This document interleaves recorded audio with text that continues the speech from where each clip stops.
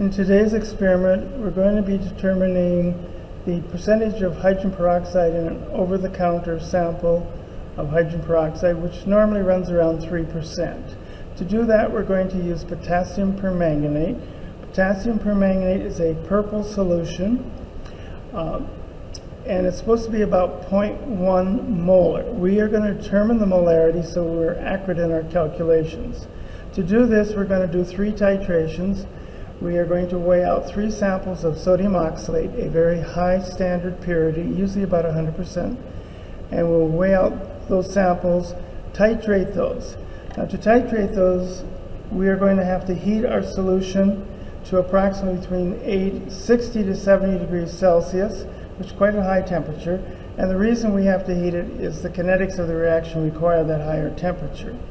So when we start adding the potassium permanganate from the burette, the purple color will disappear. Once the purple color, or the pink color really, remains, we know we've reached the end point. So we'll do this 3 times. So 3 times we have to heat 3 samples. I will only show you one, not to waste your time. But in the burette, I have put the potassium permanganate, and in here, and then I'm going to add some sulfuric acid. Now the acid is added to convert the manganese 7 to the manganese 2 ion. And of course, when you do this, the acid is pretty strong, so be very careful. Likewise, if you do not have enough acid in your reaction vessel, then you may not get a pink color. You may get a dirty brown color. It will still work, but we prefer the pink color over a dirty brown color.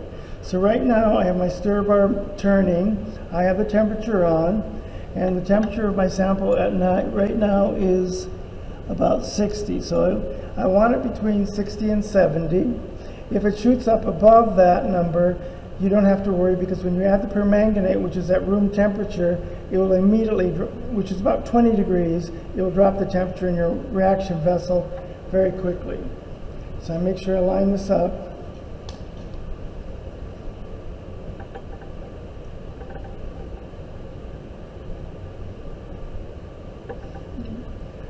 Now I know that as I add this permanganate, some may get on the thermometer, so I'll rinse that off with a little bit of water.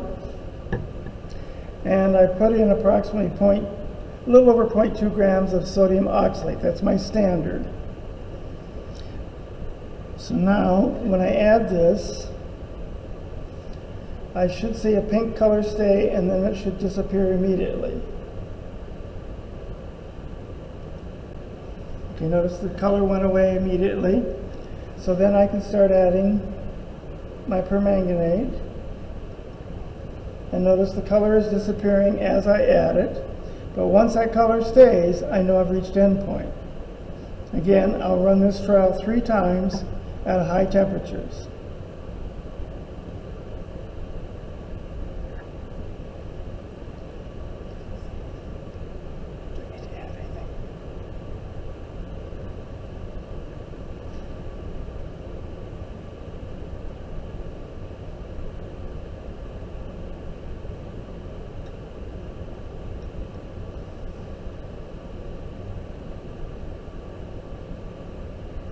And if you notice, the color lasts a little bit longer and longer.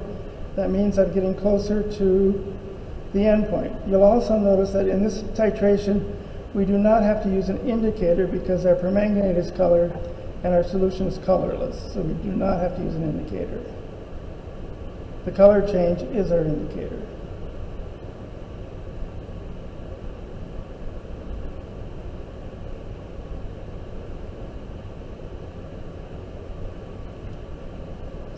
If you notice, the color is staying now, but I'll rinse the sides just in case I lost some sample on the sides.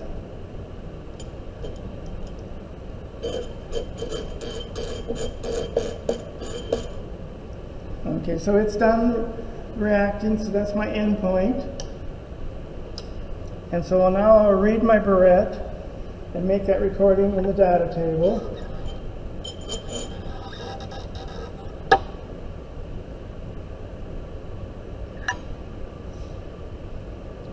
Okay, now I have prepared my second sample, or my sample for my second titration. This is hydrogen peroxide, And what I did is I measured out 5 milliliters. I will do that 3 times, 5 milliliters. You use a volumetric pipette so you get it very accurate. Then I need to add some acid to this.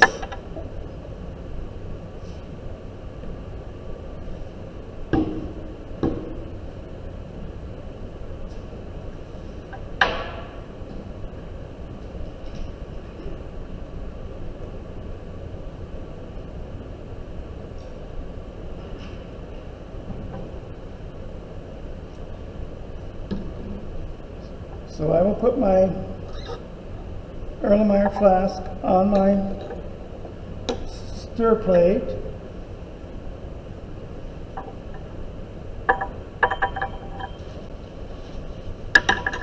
Add my stir bar. Turn it on so it's stirring.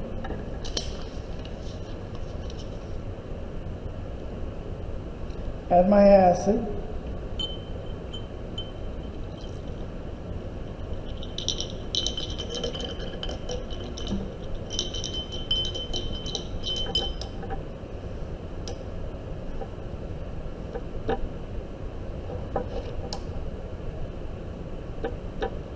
Okay, so what I have in here now is 5 milliliters of hydrogen peroxide.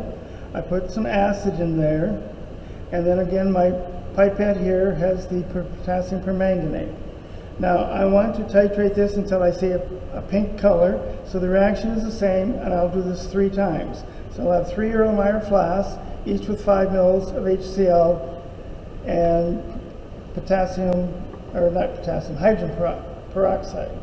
So I will start adding, and if you notice the color disappears right away.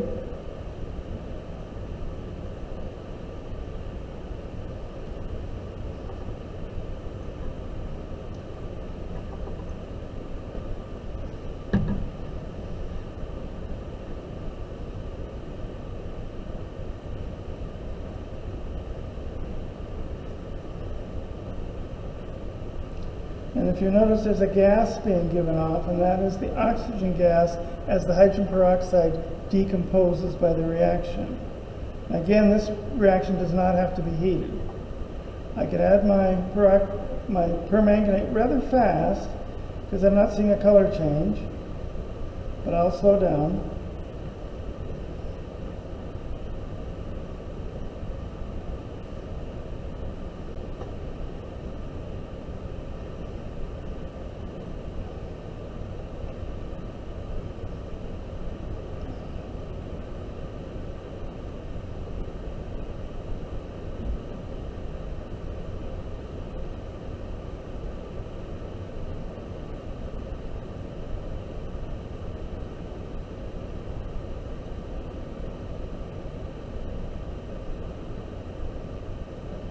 You notice the pink is starting to appear longer and longer, so I'm getting very, very close to the end point.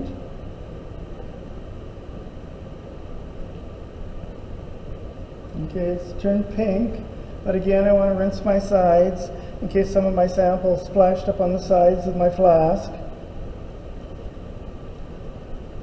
And if you notice, when I rinse it, the color disappears, so obviously some sample had splashed up.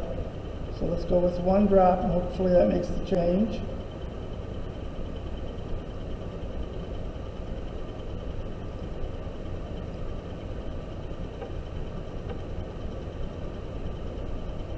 Okay, so notice now I have a nice light pink color. The lighter the better. Okay, and now I'll do 2 additional samples of hydrogen peroxide the same way. I'll take 5 mils, add acid, put it on the stir plate, add permanganate, and then I will average the 3 and calculate the grams of hydrogen peroxide in my sample.